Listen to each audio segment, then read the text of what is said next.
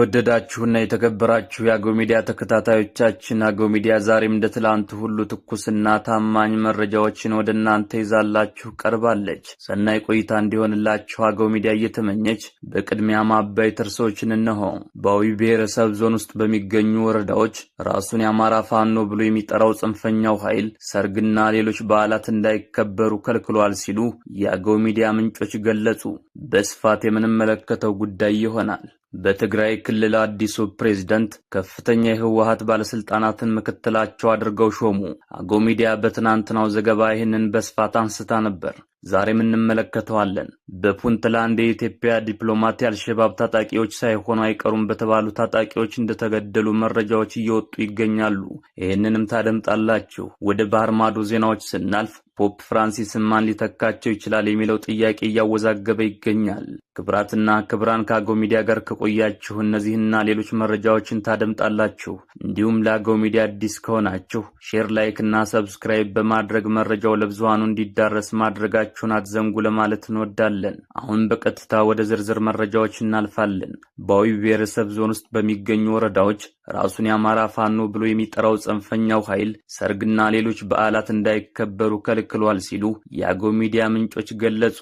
በአዊ ብሔረሰብ ዞን በርካታ ወረዳዎች የተለያዩ ክልከላዎችን ፋኖ እንዳስቀመጠ የአገው ሚዲያ የመረጃ ምንጮች ተናግረዋል። በአዊ ብሔረሰብ ዞን በፋግታ ለኮማ ወረዳ፣ ባንጃ ወረዳ፣ ዳንግላ ወረዳ፣ ጓንጓሽ ኩዳድ ወረዳ፣ ጃዊ ወረዳ፣ አየሁ ጓጉሷ ወረዳና አንዳንድ ከተሞች ላይ ምንም አይነት ሰርግ እንዳይካሄድ ፋኖ ከልክሏል ተብሏል። በተጨማሪም ተማሪዎቹ ትምህርት ቤት እንዳይሄዱ ከፍተኛ ቁጥጥርና ማስፈራሪያ በህዝቡ ላይ እየደረሰብን ነው ሲሉም ገልጸዋል። ምክንያቱን የጠየቅናቸው እነዚህ ምንጮቻችን እኛ በዱር በገደሉ እየወደቅን እናንተ ለምን ትደሰታላችሁ በሚል እሳቤ እንደሆነ ገልጸዋል። ፋኖ በበኩሉ ከድሮን ስጋት ነው ሲል በተለያዩ ሚዲያዎች ላይ ሲገልጽ ነበር። በሌላ በኩል ደግሞ የአዊ ብሔረሰብ ዞን ትምህርት መምሪያ ትናንት ለአማራ ሚዲያ ኮርፖሬሽን በሰጠው ቃለ ምልልስ ተማሪዎቹ በክልላዊና ሀገር አቀፍ ፈተና ስኬታማ እንዲሆኑ ለማድረግ የአዳር ፕሮግራም እያስጠናንና እንዲሁም እያስተማርን ነው ሲል፣ የተማሪ ወላጆች ደግሞ ውሸት ነው ሲሉ ለአገው ሚዲያ ምንጮች አረጋግጠዋል። የአገው ሚዲያ የመረጃ ምንጮቻችን እንዳስረዱን ከሆነ ፋኖ ባየሁ ጓጉሷ በርካታ የገጠር ቀበሌዎች ላይ ስልጠና እየሰጠ መሆኑን ገልጸው አዘና ከተማን በድጋሚ ለማጥቃት ሙከራ ላይ መሆኑንም አረጋግጠዋል። ይህ በእንዲህ እንዳለ ቁጥሩ ቀላል የማይባል የፋኖ ስብስብ ከሆዲት እስከ ወለጋ ድረስ ካምፕ ሰርቶ እንደሚኖርና በአዲስ የሚመለምላቸውንም ስልጠና የሚሰጠው በዚሁ ካምፕ እንደሆነና ከአገው ሕዝብ የሚዘረፉ ከብቶቻቸውንና እንዲሁም እህል ዘርፈው የሚያከማቹትም በዚሁ ካምፕ መሆኑን የአካባቢው ገበሬዎች ለአገው ሚዲያ ተናግረዋል። በተያያዘ ዜና ፋኖ ከሆዲትና ከጨለሌ በረሃ መውጣት ያልቻለው በወረዳና በዞን አስተዳደር ድክመት መሆኑን በተደጋጋሚ ለአገው ሚዲያ የሚደርሱ መረጃዎች ያረጋግጣሉ።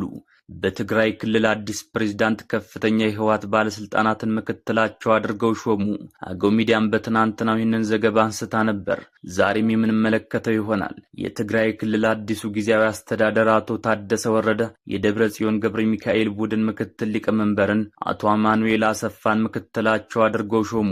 ይህ እርምጃ የጌታቸው ረዳ ቡድን በክልሉ ተቃዋሚ እየሆነ ባለበት ወቅት የተወሰደ ውሳኔ ነው።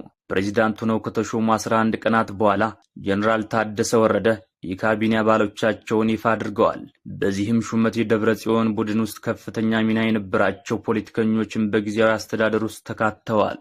ይህ ሹመት በትግራይ ክልል የደብረ ጽዮን ቡድን ተጽዕኖ እየጨመረ መምጣቱን የሚያሳይ ሲሆን ቀደም ሲል በስልጣን ላይ የነበረው የጌታቸው ረዳ አስተዳደር በቅርቡ ከስልጣን መወገዱም ይታወሳል። አዲሱ ፕሬዝዳንት የክልሉን ሰላምና ደህንነት ማስጠበቅ እንዲሁም በክልሉ እየተባባሰ የመጣውን የህገ ወጥ የወርቅ ማዕድን ቁፋሮ ችግር መቆጣጠርን ቀዳሚ ትኩረታቸው አድርገዋል። በተለይም የህገ ወጥ ማዕድን ቁፋሮ ኃይለኛ አካላትን ሊጋብዝ እንደሚችልም ስጋታቸውን አስቀምጠዋል። ጀነራል ታደሰ ወረደ ከሰሞኑ የጌታቸው ረዳ አስተዳደር ያገዳቸውን 3 ከፍተኛ የጦር መኮንኖችን ወደ ሥራ መመለሳቸውም ይታወሳል። በተጨማሪም የፍትህ ስርዓቱን ማሻሻል የአዲሱ አስተዳደር ሌላው ትኩረት እንደሆነም ተገልጿል። አዲሱ ፕሬዝዳንት ስልጣን ሲረከቡ በአዲስ አበባ የዲፕሎማቲክ ማህበረሰብና በጠቅላይ ሚኒስትር አብይ አህመድ ፊት የፌዴራል መንግስት ያዘጋጀውን 8 ነጥብ የቃል ኪዳን ሰነድ መፈረማቸው አይዘነጋም።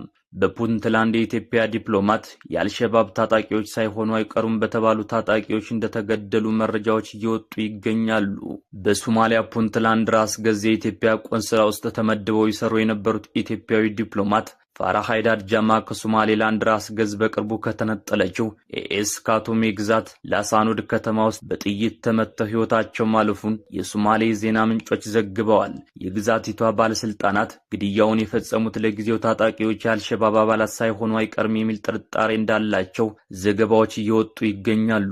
በዲፕሎማቱ ህልፈት ዙሪያ የግዛቲቱ ባለስልጣናት ምርመራ እያደረጉ እንደሆነም ተገልጧል። የኢትዮጵያ ውጭ ጉዳይ ሚኒስትር ይህ ዜና እስከተጠናከረበት ድረስ በዲፕሎማቱ ህልፈት ዙሪያ በይፋ ያለው ነገር የለም። የሶማሊያ ፌዴራል መንግስት ከሶማሌላንድ መገንጠል እንፈልጋለን ያሉ የጎሳ ሚሊሻዎች ከደም አፋሳሽ ውጊያ በኋላ የመሰረቷትን ኤኤስ ካቶሜ ግዛት ባለፈው ሳምንት የፌዴሬሽኑ አባል ግዛት አድርጎ መቀበሉን ማወጁም ይታወሳል።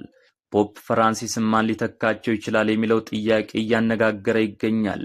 የፖፕ ፍራንሲስን ህልፈት ተከትሎ የመጀመሪያው የእስያ ጳጳስ ወይም የመጀመሪያው ጥቁር ጳጳስ ሊኖሩ ከሚችሉት ተፎካካሪዎች መካከል ይጠቀሳሉ። የካርዲናሎች ቦታ በማን ይሾማል የሚለው በሚሰጡ ድምጾች የሚወሰን ሲሆን እጩዎቹ ለተጽዕኖ ለማሳደር ስርዓቱን ወደ ራስ ለመጎተት ስለሚሞክሩ በጣም ሚስጥራዊ የሆነውን የጳጳስ ጉባኤ ውጤት ከወዲሁ መተንበይ የሚቻል አይደለም።